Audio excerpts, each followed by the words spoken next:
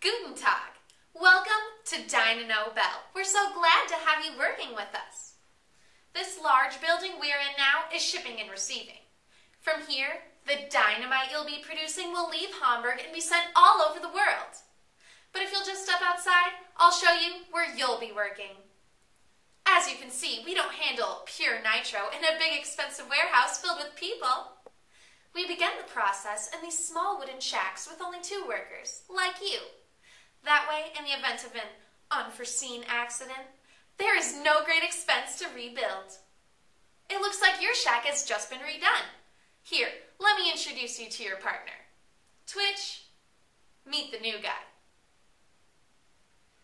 This scenario may sound like the first day of the worst job ever, but treacherous working conditions and hazard pay were a fact of life in the pre-industrialized 19th century.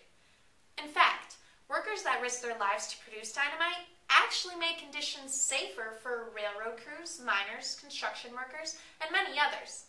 But don't let that surprise you. You'll find as we explore the invention of dynamite and its contribution to our modern society that this story is full of surprises, especially when you consider that it all begins with Mr. Peace Prize, Alfred Nobel. Alfred Nobel was born in Sweden in 1833. His father was a construction engineer who had experimented with the use of gunpowder for building bridges and other large-scale projects. But he made his real money by inventing a submersible mine that defended the city of St. Petersburg. Now living in Russia, Alfred was educated by private tutors. By the age of 17, he was fluent in 5 languages, and he excelled in the study of physics, chemistry, and English literature. As a part of his education, Alfred found himself working in a chemistry laboratory in Paris, where he met Ascanio Sobrero, an Italian chemist who, 3 years earlier, had caused an explosion by mixing glycerin, a derivative of peanut oil, with nitric acid. The resulting invention, which he called nitroglycerin, was a clear oil with explosive powers far exceeding that of gunpowder. Unfortunately, in its raw form, nitroglycerin is extremely unstable.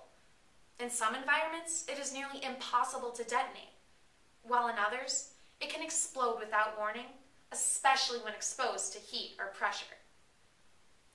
Nobel, however, saw the powerful potential of this potent material and began an oxymoronic series of dangerous safety experiments in the hopes of making it commercially marketable for practical use. However, this venture was soon shrouded by tragedy. Nobel's Swedish factory suffered a significant explosion, causing the death of several workers, including his own brother, Emil. Refusing to be deterred, Nobel moved his facility to a barge anchored off the shore of a nearby lake. It was there that he would make the greatest discovery of his career. As the story goes, Nobel was working with a vial of nitro when it slipped out of his hand and fell toward the floor in slow motion as his entire life flashed before his eyes. Amazingly, the vial landed in a pile of sawdust and did not detonate. Instead, the oil mixed with the sawdust and created a crude paste. Nobel was inspired.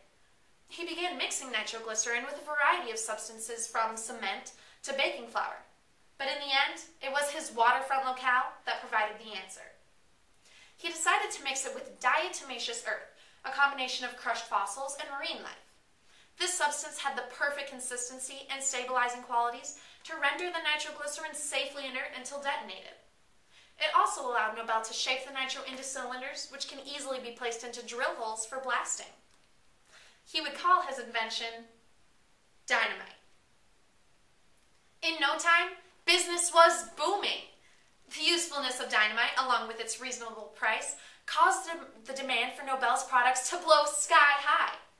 In the following decades, Nobel had factories in 90 different locations in 20 different countries. Although dynamite was relatively safe, you can imagine how work in these factories, handling pure nitroglycerin, was as dangerous as ever. And sadly, accidents were not uncommon. But this new technology also made the unthinkable possible. With dynamite, the railroad could tunnel through solid rock. South Dakota could carve presidents in the face of a mountain, and Farmer Jones could remove stumps from his backfield quicker than you can say, "Fire in the hole."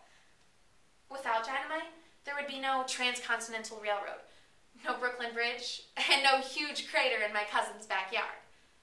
These feats are only made possible through Nobel's explosive perseverance and his dynamic determination. Alfred Nobel died in 1896, leaving behind a $9 million fortune. His will directed that the money be used to award an annual prize for significant contributions in the fields of literature, physics, chemistry, medicine, and peace.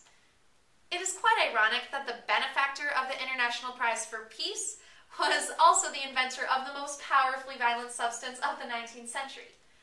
But Nobel faced this criticism head-on. He wrote, "The day when two army corps can annihilate each other in 1 second, all civilized nations will recoil from war and discharge their troops." If only that were true. But Nobel is a name that today is more closely associated with social and scientific progress than annihilation. And his inventions of destruction were more often used as tools of construction, as nations were united by railways, cities were connected by bridges, and the world built stronger foundations for the future.